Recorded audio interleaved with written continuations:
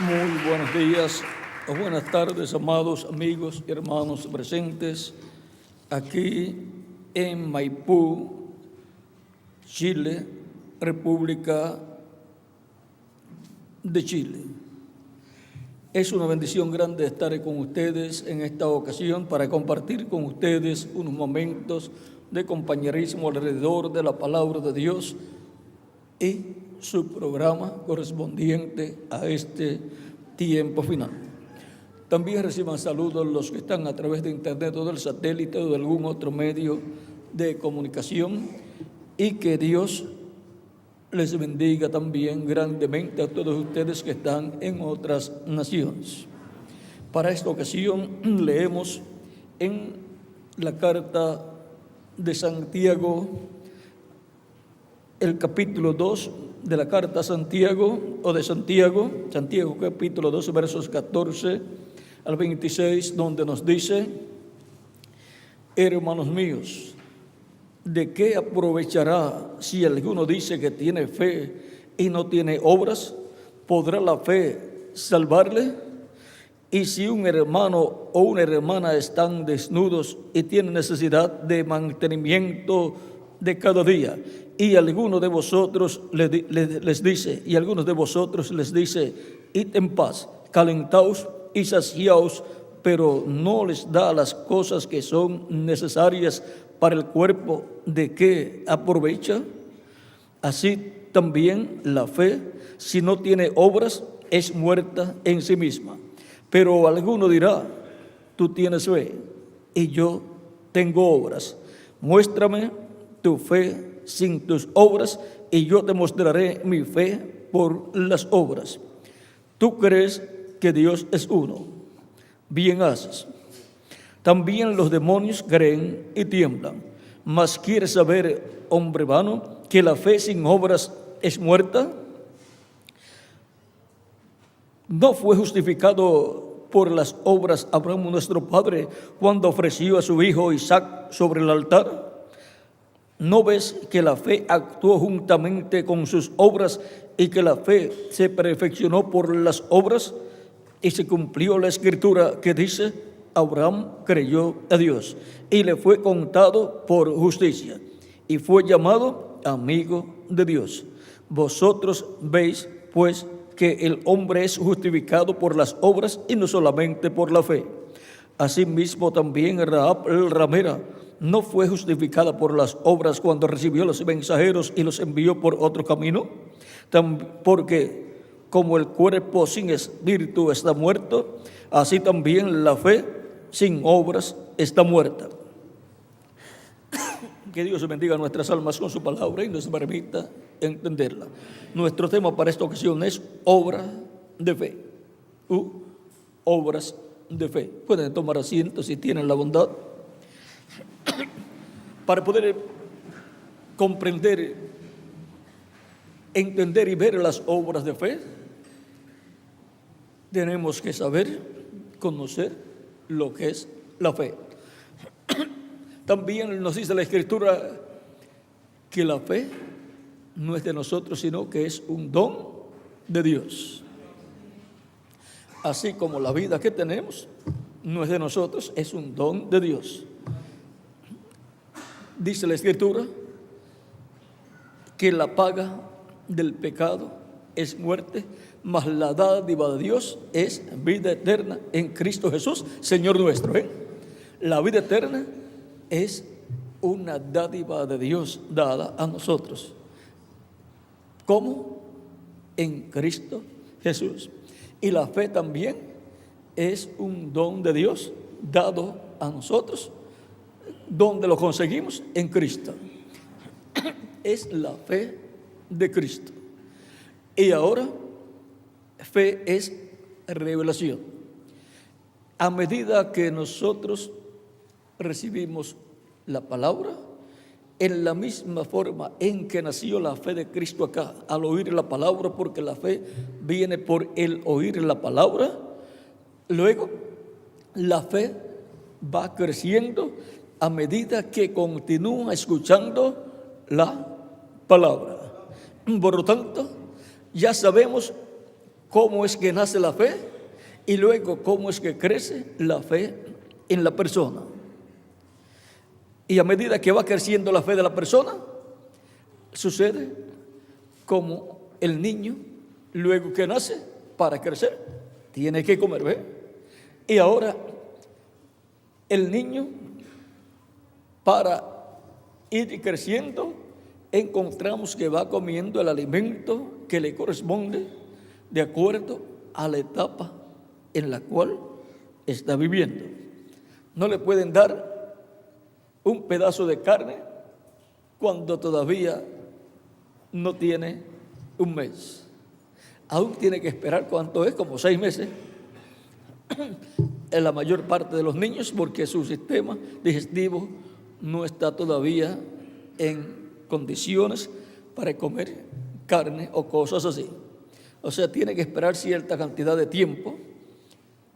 En algunos sitios quizás sean 6 meses, en otros a lo mejor un poquito menos. Todo depende también del doctor, del pediatra que lo atienda. Ahora, encontramos que a medida que el niño va creciendo, le vamos viendo sus brazos, sus músculos, cada día más grandecitos, más fuertes. Uno lo toca y dice, está durito ya. Ya cuando gatea, ¿ve? Se ejercita y ya se le ponen los bracitos más duros, las piernitas más duras, y sigue el niño comiendo. No puede dejar de comer, porque el día que deje de comer, ya deja de comer un día o 2 días o 3 días o una semana, y ya dejó de crecer y deja también de estar fuerte. ¿Por qué? Porque se muere. Ahora encontramos que a medida que los niños en el reino de Dios, luego de nacer su fe acá en su corazón, en su alma, y ellos nacer en el reino de Dios, luego van creciendo. Su fe va creciendo y ellos se van creciendo espiritualmente, pues van escuchando la palabra de Dios y continúan siguiendo a Cristo, y su fe sigue creciendo. Y luego encontramos a unas personas que tienen muchos músculos de fe. ¿Por qué? Porque han estado comiendo la palabra revelada para su tiempo. Y así también es la iglesia del Señor Jesucristo. A medida que la iglesia en cada edad recibe la palabra, la iglesia va creciendo y sus músculos se van poniendo más fuertes. Ahora, encontramos también que no podemos quedarnos solamente diciendo que tenemos fe, porque la fe sin obras es muerta. Tenemos que obrar basados en lo que creemos, basados en la fe, la revelación que tenemos. Tenemos que obrar de acuerdo a lo que hemos recibido de parte de Dios, de acuerdo a la revelación que hemos obtenido.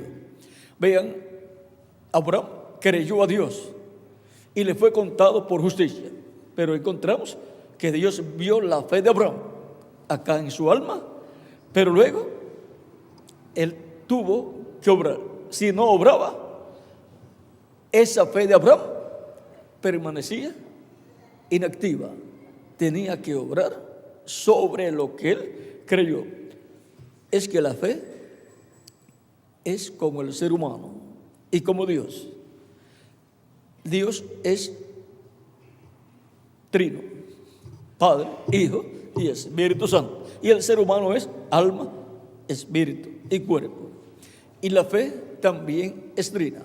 Por lo tanto, la fe tiene que tener esas 3 partes para que esté en acción.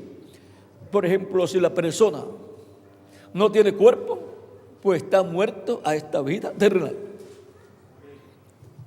Si la persona que vivió aquí en la tierra murió, ya no tiene vida aquí en la tierra. Se le acabó la vida aquí en la tierra.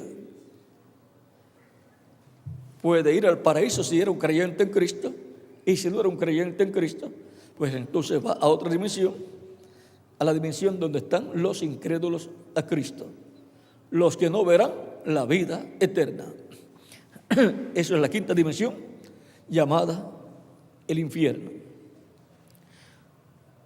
¿Y quién se tiene que lamentar de que una persona vaya al infierno? Pues la misma persona que no creyó.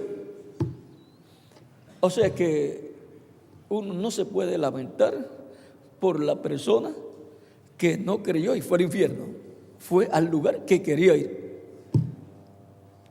Ahora uno se pone triste, sí, cuando son familiares de uno, pero la persona escogió ese lugar.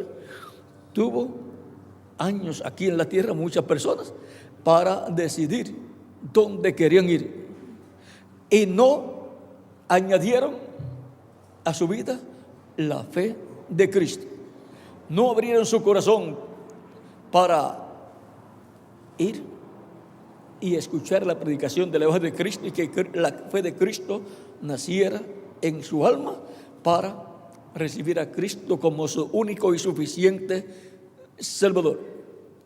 Y por consiguiente no tuvieron la fe de Cristo aquí en su alma y por consiguiente no obró la fe de Cristo en su alma y no obró ¿para qué? Para recibir a Cristo como Salvador. Cuando una persona recibe a Cristo como Salvador, ¿qué es eso?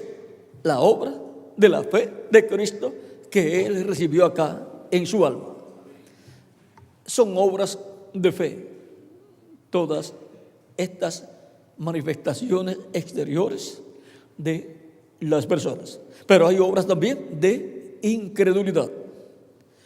El que no cree en Cristo, vean lo que sucede. Se negó a creer en Cristo y las consecuencias pues son para él. El que se levantará será la misma persona cuando termine sus días aquí en la tierra y se encuentre como el hombre rico allá en el infierno, en la quinta dimensión, y entonces quiere una oportunidad o quiera beneficios del paraíso del cielo, los cuales no existen en ese lugar. Ni siquiera un vaso de agua fresca, ni siquiera un dedo mojado en agua. El hombre rico pedía a Abraham que le enviara a Lázaro al infierno con su dedo mojado en agua. O sea que ni agua hay en ese lugar. Y vean ustedes, quería que Abraham enviara a Lázaro al infierno, cuando al infierno van los que se ganan el infierno. Y Lázaro, el mendigo, se había ganado el paraíso porque era un creyente en Dios, aún con todos los problemas de salud que él tenía. Lo más importante no es la salud como algunas personas piensan, la salud física. Lo más importante es la salud del alma, la vida eterna acá en el alma. El hombre rico quizás no tenía problemas de salud y económicamente estaba muy bien y hacía fiestas cada día, pero acá en su alma tenía lepra, la lepra del pecado, y esa lepra le llevó a la muerte espiritual, la muerte del alma, y fue al cementerio de los muertos espirituales, que es la quinta dimensión, el infierno. Y después irá al crematorio, al crematorio, que será el lago de fuego. Y los justos, dice la Escritura, que caminarán sobre las cenizas de los malos. Y eso habla ahí en Malaquías capítulo 4, para el reino milenial. Cuando regresemos con Cristo para el reino milenial, caminaremos sobre las cenizas de los que van a ser quemados durante la gran tribulación. Y después del reino milenial vendrá el juicio final y serán quemados los malos, porque serán juzgados y llevados ante el trono de Dios y juzgados, condenados y echados en el lago de fuego, que es la segunda muerte. Y de la segunda muerte, el que se ha echado ahí nunca más aparecerá en la historia de la raza nueva que existirá después del reino milenial. Por lo tanto, la persona dejará de existir en cuerpo, espíritu y alma. Pero los que tenían fe, la fe de Cristo, y fue expresada o fueron expresadas las obras de su fe, recibiendo a Cristo como su único y suficiente Salvador, siendo bautizados en agua en el nombre del Señor Jesucristo y recibiendo el Espíritu de Cristo, esas personas obtuvieron la salvación y vida eterna. Esas personas vivirán eternamente con Cristo. Esas personas tuvieron las obras de la fe de Cristo manifestadas en su vida. Y también cuando trabajaban en la obra de Cristo, en la iglesia del Señor Jesucristo, toda la labor que hacen o hacían y la que hacen los de nuestro tiempo, todo lo que se trabaja en la obra de Cristo son obras de fe. Todo lo que usted hace humanamente, de ir al trabajo, trabajar y eso, esas son obras cotidianas de la vida diaria. Pero las cosas que usted hace para Cristo en su reino, en su iglesia, son obras de fe, basadas en la palabra de Dios. No son obras inventadas, sino obras basadas en la palabra de Dios. Por lo tanto, son nada menos que la manifestación de la fe de Cristo en vuestras vidas y en mi vida. Son obras con fundamento. No son obras sin fundamento, sino obras con fundamento. Las obras son el cuerpo de la fe. Y la palabra revelada, la palabra de Cristo, es el Espíritu. Cristo dijo: mis palabras son espíritu y son vida. Y el alma de la fe es Cristo, Dios. Por lo tanto, tenemos a Dios y por consiguiente tenemos el alma de la fe, a Dios, a Cristo acá, dentro de nosotros. Y tenemos el Espíritu de la fe, la palabra de Dios, la palabra de Cristo revelada a nosotros por medio del Evangelio de Cristo. Y tenemos las obras de la fe de Cristo que tenemos acá, que son el cumplimiento de la voluntad de Dios, el cumplimiento de lo que Dios ha establecido en su palabra. Por lo tanto, tenemos una fe que viva. La fe sin obras es muerta. Es como la persona que hace muchos planes, dice: yo tengo la fórmula de convertirme en el hombre más millonario de la tierra, y hace todos los planes, ¿ves? Uno hace esto y hace esto otro y hace esto otro, se gana tanto, hace esto otro, gana tanto, y ya a los 5 años ya es multimillonario. Tiene ahí algo que es real, pero está en otra dimensión. Está en la dimensión acá de la mente de la persona. Luego lo escribe y todavía es algo abstracto. Y si la persona no hace nada, ¿qué sucede? Es un hombre rico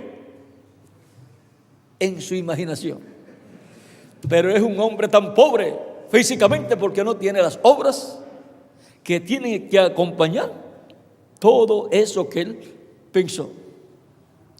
Y así es la persona que no obra conforme a la palabra de Dios correspondiente al tiempo en que vive, la palabra revelada de Dios. Tiene que obrar conforme al programa de Dios para el tiempo en que vive y en la edad que le corresponde y la dispensación que le corresponde en ese tiempo. Y entonces tendrá las obras de fe, de las cuales Cristo en Apocalipsis habla. acerca de esas obras. Vamos a ver en qué pasaje encontramos estas obras de fe en el libro del Apocalipsis.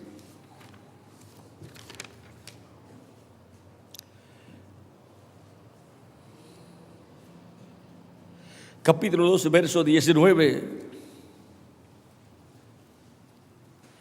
Cristo dice,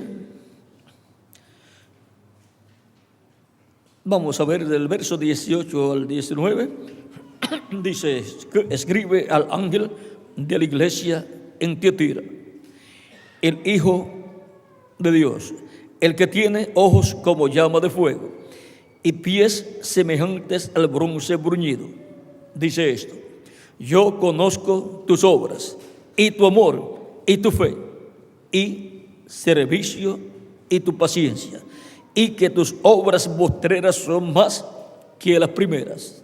¿Ve? A Cristo no se le pasa nada de lo que nosotros creemos y de lo que nosotros hacemos en tu reino. Él conoce todo lo que creemos y todo lo que hacemos. Y Él elogia a los que creen y obran. El que cree y no obra se queda sin el cuerpo de la fe, que son las obras. Y ahora encontramos que es una bendición grande obrar como creyentes en Cristo las obras correspondientes al tiempo que nos toca vivir, basadas en la palabra de Dios. Tiene que tener el fundamento de la palabra de Dios. Por esa causa es que Dios, a través de todos los tiempos, ha enviado sus mensajeros tanto en el Antiguo Testamento como en el Nuevo Testamento. Y por medio de esos mensajeros ha revelado a su pueblo su palabra, y el pueblo que ha recibido esa palabra y cada creyente como individuo se han movido y han actuado y han sido producidas las obras de la fe. Vean, por ejemplo, el caso de Abraham ofreciendo a Dios a su hijo Isaac. Esas son obras de fe, la obra de fe de lo que él creyó. ¿Y en qué estaba basada esa obra de fe? En lo que Dios le reveló a él. Le dijo que ofreciera a Dios su hijo Isaac. ¿Ve? Estaba basado en la palabra de Dios que le fue revelada. Así también encontramos a Moisés yendo a Egipto para dar a conocer que el Dios de los hebreos le había aparecido y le había dicho que había Dios descendido para libertarlos, sacarlos de la esclavitud y llevarlos a una tierra buena que fluye leche y miel. Y les indicó cuál era esa tierra: la tierra de Canaán, la tierra de las diferentes naciones que habitaban ese territorio.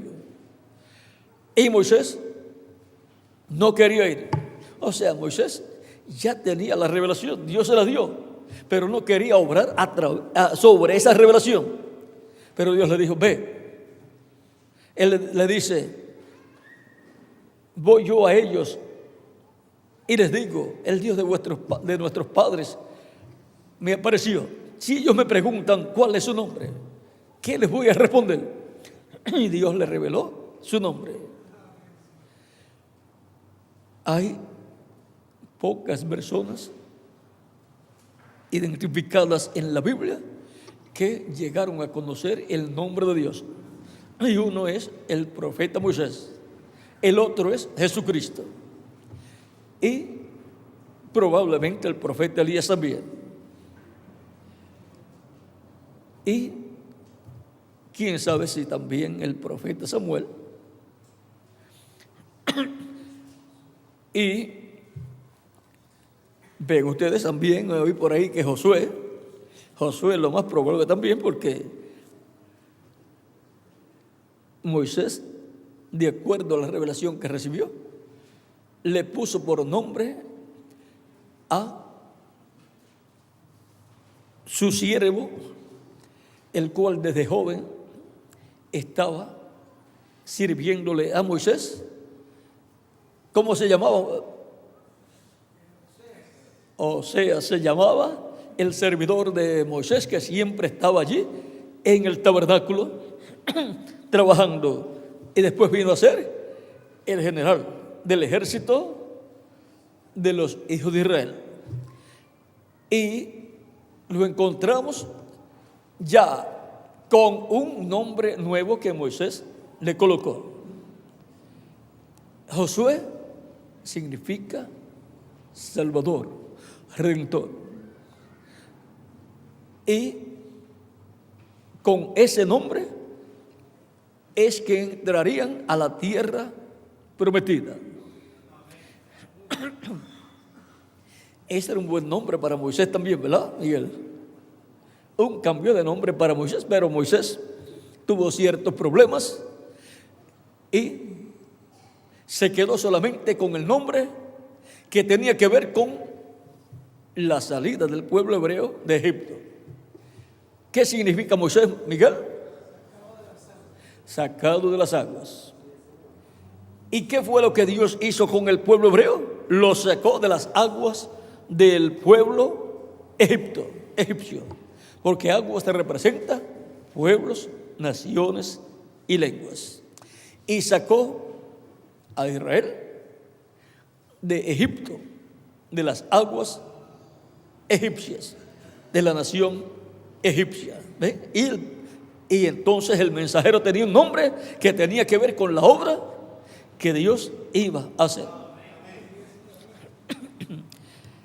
Y ahora, el que entraría con los hijos de Israel a la tierra prometida tenía que tener un nombre que tenía que ver con la entrada del pueblo hebreo a la tierra prometida.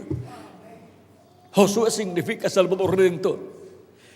Y redimir es volver al lugar de origen, ser retornado al lugar de origen. Y por consiguiente, el que los iba a llevar a la tierra prometida, colocarlos en el lugar de origen, el que iba a ser el instrumento del Espíritu Santo, que es el que haría la obra, pero usaría un velo de carne. Por lo tanto, en el velo de carne estaría el nombre correspondiente para esa labor, que es Josué. Y ahora, Dios luego en el Nuevo Testamento libertaría a su pueblo del reino de las tinieblas. Y por consiguiente, el instrumento a través del cual nos libertaría del reino de las tinieblas tendría el nombre de Redentor, de Salvador. Y Redentor, Salvador es Jesús. Jesús es el mismo nombre Josué. Josué en hebreo y Jesús, José en hebreo y Jesús en griego, vamos a decir, Josué en hebreo y Jesús en gentil. Ahora encontramos que ese nombre, vean ustedes, tiene que ver con la obra que Dios haría. Dios, por medio de Cristo, nos sacó del Egipto espiritual, del reino de las tinieblas, y nos colocó en su reino. Porque Jesús fue obediente a Dios en todo. No tuvo el problema que tuvo Moisés. Pero ahora, nuestro Josué, o sea, nuestro Jesús, ahora Él nos llevará, nos sacará de este mundo, de esta vida terrenal, de esta dimensión terrenal, y nos colocará en la vida eterna. ¿Cómo lo hará Él? En su segunda venida. Y en su segunda venida Él viene con un nombre que nadie conoce sino aquel que lo recibe. Ese nombre tiene que ver con la obra que Cristo hará en este tiempo final de resucitar a los muertos creyentes en Él y transformar a nosotros que vivimos y llevarnos con Él, sacarnos de este mundo, de esta dimensión terrenal y llevarnos con Él a la senda del juego del Cordero, al cielo, a la dimensión eterna. Ahora podemos ver que Jesucristo es nuestro Josué, nuestro Salvador, nuestro Redentor. Por tanto, Él en su segunda venida nos va a redimir físicamente. De esto es que nos habla Efesios capítulo 4 verso 30. Ahí San Pablo dice: y no contristéis al Espíritu Santo de Dios, con el cual fuiste sellados para el día de la redención o de redención.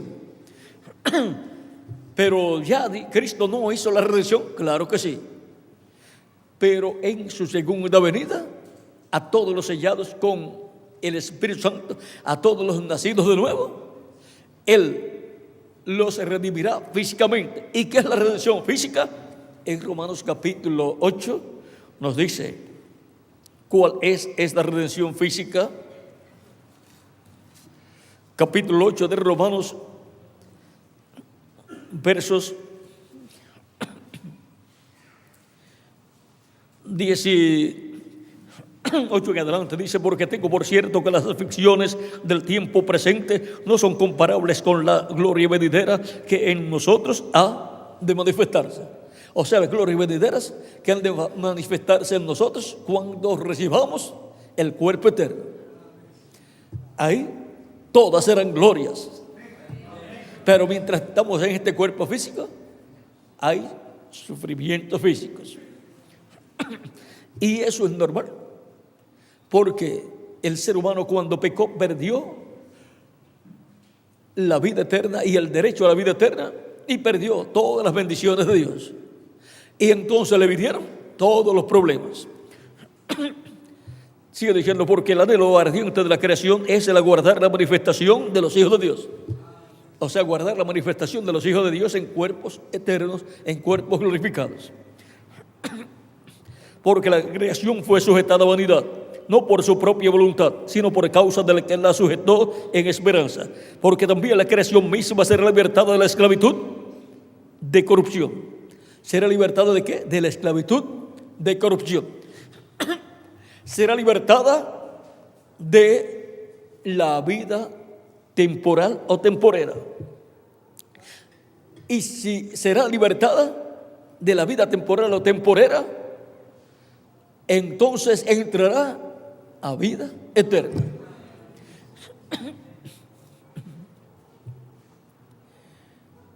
Porque también la creación misma será libertada de la esclavitud de corrupción a la libertad gloriosa de los hijos de Dios.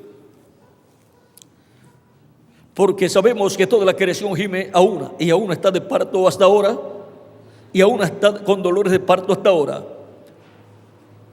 Y no solo ella, sino que también nosotros mismos, que tenemos las primicias del Espíritu, nosotros también gemimos dentro de nosotros mismos, esperando la adopción, la redención de nuestro cuerpo.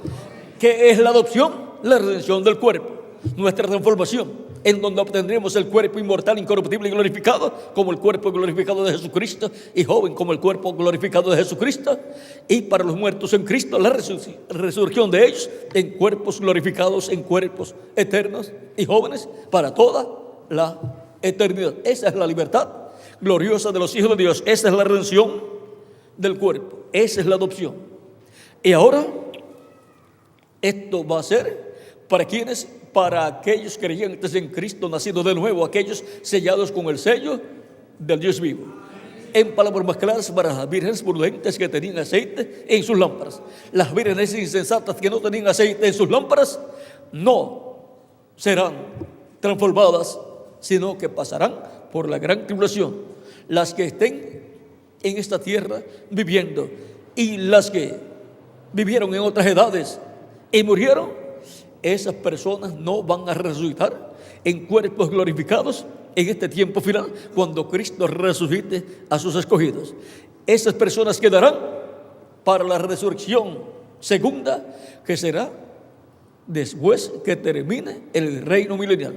Al final del reino milenial será la resurrección general, y ahí resucitarán todos los cristianos, todos los creyentes en Cristo que no obtuvieron el nuevo nacimiento porque no recibieron el Espíritu Santo. No se van a perder, pero no pertenecerán a la primera resurrección, y por lo tanto no serán reyes y sacerdotes ni jueces en el reino milenial de Cristo y después en la eternidad.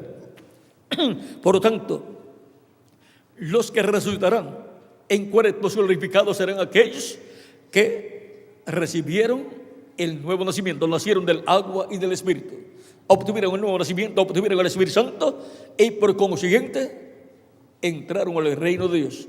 Estas personas están selladas con el sello del Dios vivo, con el Espíritu Santo, para el día de la redención, para el día en que Cristo resucitará en cuerpos inmortales y glorificados a los muertos creyentes en Él, que tenían el Espíritu Santo, que fueron sellados con el Espíritu Santo, o sea que obtuvieron el nuevo nacimiento.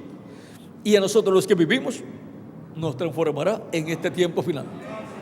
Por lo tanto, podemos ver que hay un programa divino para todos aquellos creyentes en Cristo que no solamente han dicho que tienen fe, sino que tienen las obras de la fe también.